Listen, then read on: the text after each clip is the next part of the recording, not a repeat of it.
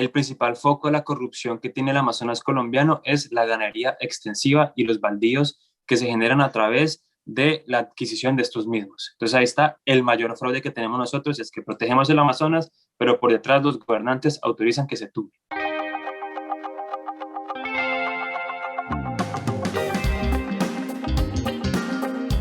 Bienvenidos a Redu al Aire, donde el primer paso para combatir la corrupción es hablar de ella.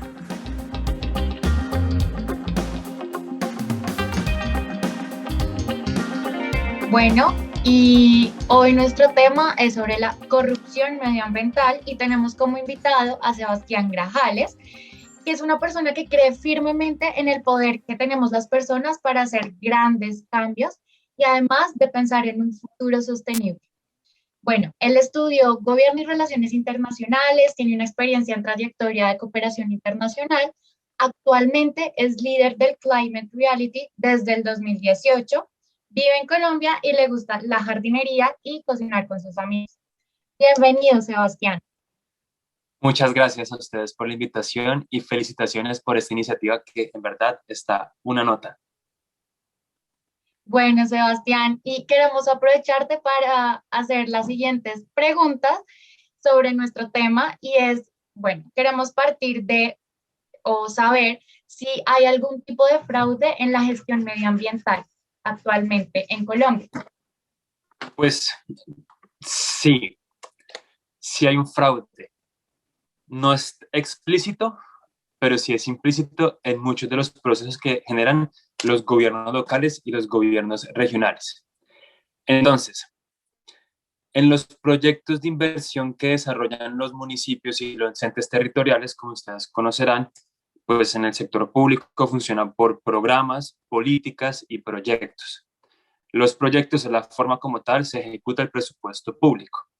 Y cuando los proyectos no se consideran las variables ambientales, pues allí está el fraude en la gestión ambiental. ¿A qué me refiero con esto? Que hay muchos proyectos que ni siquiera consideran los riesgos ambientales, a pesar de que Colombia es parte de unos acuerdos internacionales para hacer gestión del medio ambiente y el cambio climático y otras vertientes que se involucran con la temática. Por un lado, entonces, cuando los proyectos que se firman y que son cargados al SECOP 1, 2 y que son generados a través del CIGEP, que son los mecanismos de contratación pública del Estado, al no considerar el tema ambiental o no considerar los riesgos ambientales o la gestión de los riesgos ambientales, pues por ende allí hay un fraude en la forma como se gestiona el medio ambiente debido a que el país se ha comprometido con este ejercicio. Por otro lado, están las corporaciones autónomas regionales, que como cualquier otra entidad pública colombiana, tiene unos riesgos de malversión de la inversión pública y pues también unos impactos negativos por las malas administraciones. Las CAR han mantenido durante muchos años una visión muy negativa frente a los ciudadanos y también una percepción de alta corrupción. Y se han visto también los casos de la CAR en muchas CAR, que son las corporaciones autónomas regionales, es decir, el brazo administrativo de las regiones, no departamentos, sino regiones, por así decirlo. Un departamento puede tener 2 CAR, 3 CAR, o solamente media CAR o una CAR. Eso depende de cómo está ordenado el término regional, pero las CAR, que son las entidades administrativas del medio ambiente, pues estas mismas han tenido varios procesos de corrupción y varios temas que han sido demandados y denunciados. Entonces, por allí también se han desviado parte de los recursos que tenemos para el sector ambiental. Algo que es importante, que hay que tener en cuenta en los temas ambientales y la gestión en el país, es que el sector ambiente usualmente está clasificado en temas de reciclaje, temas de educación ambiental, temas, hoy en día se está actualizando con temas de cambio climático, antes ni se consideraba, y algo que roba el protagonismo al sector ambiental, que es, casi siempre es el 90 o el 80% de los presupuestos de las entidades públicas encargadas de trabajar en temas ambientales, tiene que ver con el sector agua y alcantarillado. Esto lo digo porque en los planes de desarrollo territoriales, municipales o departamentales, al sector ambiente se le coloca un recurso para temas de reciclaje, temas de gestión de residuos, temas de educación ambiental y el resto del presupuesto es para el tema de agua y alcantarillado. Entonces uno dirá, uy, hay mucha plata para el sector ambiental, pero realmente son recursos que se asignan directamente para la gestión del recurso hídrico, que es tema ambiental, por supuesto, no hay que excluirlo, pero hay que aclarar aquí que entonces considerar el tema del agua en los temas ambientales puede generar que haya una mala percepción de la gestión que está haciendo como tal el territorio.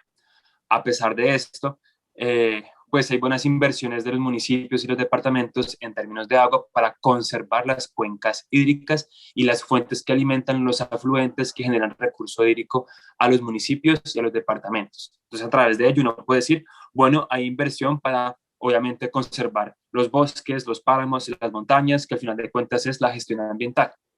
Pero el recurso usualmente se invierte en construir redes de acueducto y alcantarillado. Entonces, de ese gran presupuesto que hay para el agua, la mayoría se va a hacer tubería. Y como sabemos, en Colombia siempre hay riesgos a la corrupción y pues hemos visto que hay municipios que llevan, pues como por ejemplo Buenaventura o por ejemplo casi todo el Chocó La u otras regiones Guajira. donde llevan décadas intentando hacer un alcantarillado, es decir, que la plata del sector ambiente se ha ido perdiendo en hacer esos tubos que se han robado. ¿Quiénes? Muchos. No voy a decir nombres acá directamente. Y ahora, otro tema en la gestión ambiental tiene que ver que Colombia es un país que declara, saca leyes, decretos, normas, pero como ustedes habrán ya visto en su podcast con más entrevistas, del dicho al hecho y mucho trecho y que eso se cumpla complejo. Entonces, un caso muy preocupante, muy complejo, muy triste y que realmente nos tiene a nosotros, a los colombianos, como uno de los principales causantes del cambio climático, más allá de las emisiones de gases de efecto invernadero, abro paréntesis, el cambio climático se mitiga limpiando el aire. Entonces, lo dejamos de ensuciar, entonces que los ricos y los países desarrollados dejen de echar humo negro y nosotros los países que la mayoría en vía de desarrollo estamos en el trópico, pues dejemos de tumbar el bosque, que los bosques son quienes limpian el aire. El Amazonas, toda la región Amazonia, el Amazonas amazónico, como hay muchas formas de decirlo, pero el Amazonas, en el que estamos Perú, Ecuador, Colombia, Venezuela y Brasil, Suriname, Guyana y otros países que están ahí circundantes o territorios, es el pulmón del mundo. Y es el pulmón del mundo porque genera unas cantidades impresionantes de oxígeno que se da a través de la transpiración de los árboles. Los árboles respiran dióxido de carbono o, por así decirlo, humo negro y exhalan oxígeno. Entonces, sabiendo la importancia que tienen los bosques y sabiendo el rol que juega el Amazonas en el mundo, es fundamental su protección. Para ello, la Corte Constitucional de Colombia, hace unos años, declaró el Amazonas como un territorio sujeto de derechos y de extrema protección. Pues bueno, Colombia, junto con Brasil, durante varios años, se han peleado la posición por quién deforesta más el Amazonas. Este es el mayor fraude en la gestión ambiental que tenemos en el país, porque tenemos el territorio declarado como como un espacio de conservación y de, como tal, protección masiva. Todo el mundo financia la protección del Amazonas. Alemania, Reino Unido, la Unión Europea, las Naciones Unidas, mejor dicho, todo el mundo coloca recursos acá para que se pueda proteger el territorio. Y en Colombia tenemos la mayor tasa de deforestación en la parte norte del Amazonas, en el departamento del Putumayo, del Guaviare y también un poco la parte que colinda con los llanos orientales, que pues ahí también colinda el Guaviare. Yo te quiero Y esto preguntar algo, Sebastián. Qué pena contigo. Entonces, podríamos decir que de alguna u otra manera la contaminación desmedida se da en estos temas de deforestación y digamos, sí, ¿cómo se puede llegar a controlar? O si no solo hablamos de deforestación, también hablamos del agua, que digamos son otros aspectos que también tienen en cuenta en el tema de contaminación ambiental. ¿Cómo se da esa contaminación también en el agua? La deforestación ya no nos la mencionaste. Y también quería resaltar ese punto que tú dijiste, que es muy cierto, y es que la corrupción también ambiental está permeando otros temas, como el tema de la construcción de alcantarillado, de acueducto, que digamos, yo conozco el caso de La Guajira y tú me corregirás, es como el tema que lleva años y que no se ha construido y que esta es la hora que todavía no le garantizan agua potable a la población. Si no estoy mal, y han habido muchos estudios y proyectos que esta es la hora que no. Entonces, estoy de acuerdo contigo Y quiero entonces resaltar y volverte a preguntar cómo se da esa contaminación desmedida ambiental y qué controles han habido. Digamos, acabaste de hablar de la sentencia de la Corte Constitucional, pero entonces otros controles que también se hayan dado. Sí, entonces para cerrar el tema anterior, el principal foco de la corrupción que tiene el Amazonas colombiano es la ganadería extensiva y los baldíos que se generan a través de la adquisición de estos mismos. Entonces ahí está el mayor fraude que tenemos nosotros, es que protegemos el Amazonas, pero por detrás los gobernantes autorizan que se tumbe. Ahora, la contaminación desmedida se genera en diferentes formas. Las industrias y las fuentes móviles y las fuentes fijas en términos de emisiones. Las industrias contaminan los ríos y la tierra, y para ello es como tal responsabilidad de cada ente territorial, municipio, departamento, controlar pues que las industrias no hagan ninguna contaminación en los ríos. Esto se ha avanzado bastante. Esta contaminación desmedida de las industrias cada vez ha decrecido y se puede decir que en Colombia vamos relativamente bien. Pero como todo en este país son dos mundos, está el mundo formal y el mundo informal. Entonces, digamos que las industrias han trabajado y han tomado la tarea de mejorar sus componentes químicos para no dañar el suelo y los ríos. Pero está todo el mundo informal. Y aquí viene la principal causa de la contaminación de los ríos, que es la minería ilegal. En Colombia hay mucha minería ilegal, sobre todo en el Amazonas y en el Chocó biogeográfico, que es Chocó, Valle del Cauca, Cauca y Nariño. Entonces, en todos esos territorios hay un poco de personas que por subsistencia, por conflicto o por obligación están sacando minerales de forma irregular y echando todo el mercurio y todos los desechos químicos que se genera para la minería a los ríos. Entonces acá hay una contaminación desmedida que nadie controla porque es el mundo informal. Lo maneja o las FARC, o el ELN, o los narcos, o el cartel del Golfo, o el clan de no sé quién, o los 8.000 carteles que tenemos en Colombia manejan los territorios. Entonces, ¿quién controla la contaminación desmedida de la minería ilegal? Esa es la principal fuente de la contaminación de los ríos en Colombia. Pero en el mundo formal, volviendo al mundo formal y ahora hablando en temas de contaminación del aire, que es el principal causante del cambio climático, están las fuentes móviles y las fuentes fijas, como lo mencioné. En las fuentes móviles son todos los camiones, buses, motos, carros, aviones, barcos que botan humo negro cuando funcionan con la quema de gasolina. Y en las fuentes fijas están las industrias. Como ya comenté al principio, las industrias están reguladas y están avanzando. Entonces, por allí vamos mejorando.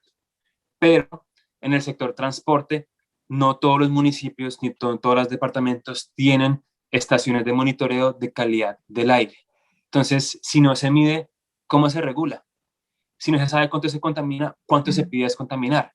Y aparte de todo, pues el sector transporte de carga en Colombia tiene un fuerte poder político porque pues es una industria demasiado importante, pues porque mueve la comida literalmente del país. Sí. Entonces es un sector que es muy sensible de ser regulado y muy sensible de ser, por así decirlo, transformado. Cualquier cosa que pase con el sector transporte implica paro nacional, como el que estamos viendo estos días en el país, que hay plan Tortuga por el alza de los peajes, etcétera, etcétera, etcétera. Entonces, cuando pasan estas situaciones, se espantan, como por así decirlo, las entidades públicas para poder actuar. Entonces, hay un gris muy grande y es, si tocamos a los transportadores, se nos va el país patas arriba, entonces mejor dejémoslos quietos. Y viene un reto muy grande y es que la gran parte de la contaminación desmedida en las ciudades como Bogotá proviene principalmente del transporte de carga. Los camiones de carga, esos de seis ejes, que son 6 llantas, o los de construcción, que es ese camión pues cuadradito que llevan lleno de tierra, funcionan usualmente con ACPM, que ACPM es la gasolina que tiene, por así decirlo, menores filtraciones que el diésel o que la gasolina corriente o la extra. Quiere decir que es una gasolina que es más barata, por eso la utilizan más los camioneros. Y como es más barata, tiene menos procesos, por ende contamina mucho más. Entonces el humo negro de los camiones es excesivamente, ridículamente más contaminante que el humo negro que bota, por así decirlo, un carro nuevo que transita en la ciudad. Entonces, por un lado hay muchos grises, por otro lado hay mucho miedo y por otro lado pues hay que transformarlos. Eso es un tema muy complejo que hay que seguirlo discutiendo y profundizándolo, pero ahí está la contaminación desmedida y digamos que más que un fraude, hay un vacío de regulación y un vacío para poder avanzar en la limpieza de los camiones. Claro, cada municipio ha tomado medidas como el pico y placa de camiones, que transitan a ciertas horas, etcétera, etcétera, pero pues la solución de raíz es transformar el sistema. Ok, Sebastián, los saludo primero que todo. Muchas gracias por estar con nosotros. Y yo tengo una pregunta que va un poquito de la mano con el tema de último que mencionaba un poco de los camiones, pero que se podía generalizar un poquito más. Y es en qué medida los controles que existen actualmente se pueden amañar. Siente uno, o pues me da esa impresión como de que hay controles, pero justamente como en el caso del sector de los transportadores es políticamente muy fuerte o digamos tiene ese poder, pienso yo, digamos, por eso le extiendo la pregunta para ver si estoy en lo correcto o no, pero se podrían amañar como los controles para que, claro, yo amaño el control y me ajusto para o influye en esa política de manera no transparente bajo la mesa para que yo ya pueda circular con mi actividad por más contaminante que sea. En Colombia todo es posible. Ustedes saben, de nuevo, por la experiencia que han visto en las entrevistas, seguramente en corrupción todo se puede, todo se amaña y se hacen los acuerdos y entre los que están corruptos, pues ven cómo acomodan sus cosas para favorecerse. Entonces, es posible. Sin embargo, Colombia es un país que a nivel internacional, en términos ambientales, está muy bien posicionado. Somos líderes en gestión ambiental, en términos de desarrollo sostenible y también mitigación al cambio climático, así pueda que no lo creamos, pero lideramos el proceso. Y en ese orden de ideas cumplimos a cabalidad gran parte de los acuerdos internacionales para mitigar los temas que generan externalidades negativas en el medio ambiente. Entonces tenemos buenos sistemas de medición de calidad del aire en las ciudades donde opera, como Medellín, Cali, Bucaramanga, Bogotá, entre otras. Tenemos buenos sistemas de medición de la generación de ozono, buenos sistemas para medir cómo las industrias contaminan, etcétera, etcétera. Sin embargo, a pesar de tener buenos sistemas, pasa que a veces están desactualizados. Y cuando se desactualizan, pueden ser más flexibles con ciertos procesos. El no actualizar un proceso como tal, pues favorece que las industrias puedan seguir haciendo lo que hacen. Por ejemplo, la OMS tiene un indicador de que las ciudades solo pueden tener cierta cantidad de partículas por millón de gases contaminantes en el aire de la ciudad. Colombia, especialmente antes de que hubiera renovación de Transmilenio y que llegara a esta administración, los buses tenían un índice de calidad del aire que era por ahí 3 veces mayor de lo que recomienda la OMS. Esa información no era 100% pública hasta que 070, también de los Andes, sacó un informe de la calidad del aire dentro de los buses y se armó un escándalo y ahí sí, corrimos a renovarlos y corrimos a cero emisiones y corrimos a ver si los electrificamos y bueno, llegó a ser una administración que tiene más visiones de electrificar el transporte. Entonces, están los mecanismos, en Colombia se utilizan bien, pero bueno, todos alteran la corrupción, pero en general se utilizan bien. El punto es que son desconocidos y como la gente no los conoce, no se aplican o no se aplican bien o se aplican a medias. Y como nadie hace veeduría y nadie se queja de que mire que el índice de calidad del aire no está funcionando, mire que se apagó la estación en la esquina, la estación de calidad del aire se apagó en la esquina, mire que, o sea, no hay quien haga seguimiento como tal, un control ciudadano fuerte porque se desconocen muy bien los mecanismos. Pero yo diría que hablando en el mundo, no de la corrupción, sino en el mundo de cómo opera muchas entidades públicas del país, los controles funcionan y no son alterables, son estándar y hacen parte de todo un marco internacional del cual hace parte Colombia y el cual hemos sido muy juiciosos. De Es más acuerdo. como un tema de desconocimiento, ¿no? Sí. Okay. Sí. Qué pena, Laura. No, y por eso es importante hablar y que nuestros escuchas sepan de todos estos mecanismos para hacer veeduría, como lo decía Sebastián. Y también, no sé, Sebastián, me corriges porque siento que a veces somos muy buenos en el papel y muy buenos en la teoría, pero en la práctica como que realmente todavía veo como ese humo, ese smog en Bogotá, también en Medellín, cuando ponen, si no estoy mal, las alertas amarillas, que Medellín, contaminación en el aire, y se ve el humo o el ambiente amarillo, si no estoy mal, o el cielo amarillo o casi que gris por el smog. O sea, digo, como que siento que somos muy buenos a la hora de decir, bueno, sacamos tal norma, tenemos esto, tenemos lo otro, pero lo que siento es que en la práctica, en realidad, eso no ha sido así.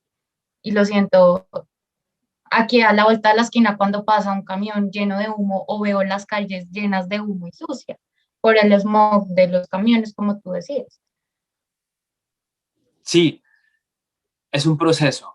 Estos temas ambientales y como todas las transformaciones que requiere la sociedad son procesos que toman tiempo y que nuestra burocracia y con nuestro contexto como país pues hace que sean muy complejos. La contaminación sigue y ha estado aquí desde que nacimos, pero hasta ahora somos conscientes de que existe. Entonces ahí viene De acuerdo. un gran paso que estamos dando como sociedad. Antes Bogotá era ultra contaminada, o sea, cuando antes de Transmilenio, que eran solamente los buses, los cebolleros, contaminan 4 veces más que un Transmilenio. La Caracas no tenía buses rápidos, imagínense un trancón desde la 26 hasta la 100 solamente de camiones y de buses mega viejos contaminando. Antes hemos mejorado, antes hemos avanzado un poco y hemos subido poco a poco pues, los escalafones. Medellín tiene un metro y tranvía y ya tiene buses eléctricos y Cali también y Cartagena y saben como que es un paso a paso, pero sin duda toda la matriz energética del transporte de Colombia funciona con combustibles fósiles y eso no va a cambiar de la noche a la mañana y eso va a implicar muchos paros camioneros y eso va a implicar muchas complicaciones que iremos viendo tras los años. El papel está muy bonito y el papel se implementa paso a paso. Ok, es un paso a paso. Vale. Sí, y yo estaba pensando un poco si, bueno, si es más hacia el tema del desconocimiento que, no sé, como que está la raíz del problema finalmente, cómo se da el tema de proyectos que uno ve como con cierta, ¿cómo decirlo?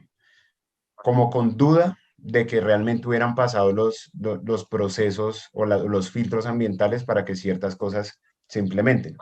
Ejemplo, una empresa que se sitúa al lado de un río, que digamos que tanto se puede decir que no está cometiendo un fraude, a pesar de que pues, decía que no sucede tanto, que no es usual que se amañen las cosas, que el fraude no es tanto el problema, sino, y que de hecho en Colombia somos ya líderes en el tema, pero igual me queda esa inquietud. Y tocándolo un poco más directamente, pues quiero poner un ejemplo porque es el boom del momento, el fracking, por ejemplo. O sea, todo ese tipo de cosas que uno duda, uno queda con esa estela de duda de, bueno, sí está, o sea, esto que se está haciendo, sí está pasando todos los filtros como debe ser. Entonces, como si es usual encontrar esos casos de fraude o más bien podemos volver al tema de que es todo más desconocimiento. Hablemos del pasado y hablemos del presente y hablemos del futuro. El Ministerio de Ambiente se creó hace tan solo por ahí unos casi 30 años. Entonces, de ahí para atrás, pues la gestión ambiental estaba en las CAR, las Corporaciones Autónomas Regionales, que antes eran corporaciones autónomas de desarrollo. Es decir, el tema ambiental era como parte de, pero más también el desarrollo de los territorios. Y hasta hace muy poco entendemos los impactos y las externalidades de nuestro modelo económico en el medio ambiente. De ahí para atrás, literalmente valía huevo el medio ambiente, sin exagerar. Entonces pongan el puerto carbonífero enfrente de la ciénaga, construyan una carretera encima de la ciénaga y acábenla, metan industria en los páramos, hagan cementerios en los páramos. Todo eso existía y se permitía porque, no, digamos que desconocíamos que estábamos literalmente, entre comillas, dañando el medio ambiente. Entonces, pasó el pasado, entonces, y también recordemos que en Colombia, usualmente por el déficit fiscal del Estado, no por corrupción, sino porque no hay plata, se dan concesiones por muchos años, por décadas, porque son inversiones ridículas que hacen las industrias. Entonces hay concesiones que todavía están operando como las carboníferas que siguen encima de los ríos y las cuencas y de las ciénagas, pues porque así se negoció desde el principio y así se quedó y son contratos a 30, 40 años. Entonces toca vivir, toca tragarse ese sapo por el pasado que viene. En el presente hay que resaltar que del Ministerio del Ambiente y del Gobierno Nacional está la Agencia Nacional de Licencias Ambientales, que es la entidad que se encarga de velar por aprobar las licencias para proyectos en términos de qué impactos y qué estrategias tienen para superar los impactos en el medio ambiente cada proyecto el cual aprueban. Cualquier proyecto grande de minería, de infraestructura, lo que sea, va a través del ANLA. Es decir, en el presente hay una buena gestión en el licenciamiento ambiental. Y aquí viene el futuro. Entonces, la ANLA en la actual administración desarrolló lo que se llama el Índice contra la Lucha de la Corrupción. Es un índice que tiene diferentes componentes. Por un lado tiene el componente de prevención. Entonces acá la ANLA lo que hace literalmente es buscar transparencia por la cual le pide a todos los funcionarios públicos de la entidad que tengan su, por así decirlo, documento de conflicto de interés actualizado para saber que no están aprobando proyectos de personas que los han financiado. Por otro lado, también tienen el tema de integridad, donde hacen análisis y estudios de cómo se están haciendo las gestiones de los proyectos. Y le suman a eso también un análisis de riesgos que se pueden materializar en cada proyecto para mitigar que haya corrupción en los mismos.